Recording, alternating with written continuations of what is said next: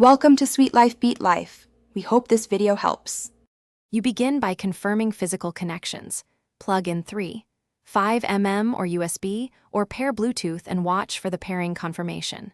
Once done, make sure system, app, and any hardware knobs are not muted or at 0. Many problems are simple volume mismatches.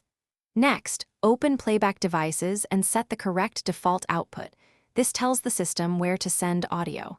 If you hear nothing immediately, keep the device connected and move to the deeper checks in the next step.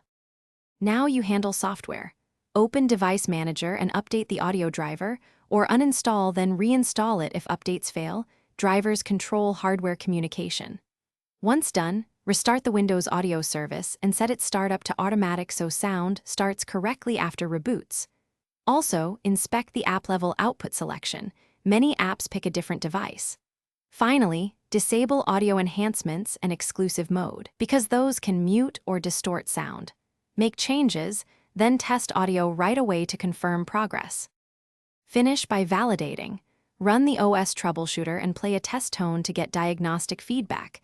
It often pinpoints causes. Then swap cables, try another USB port, or pair a different Bluetooth headset. You're isolating hardware versus system faults. If audio remains absent, roll back to a previous driver or boot a live USB to test on a clean system. If nothing works, one key tip: try the sound device on another computer to confirm whether it's a hardware failure or a software issue. Thanks for watching. Consider subscribing if we helped you.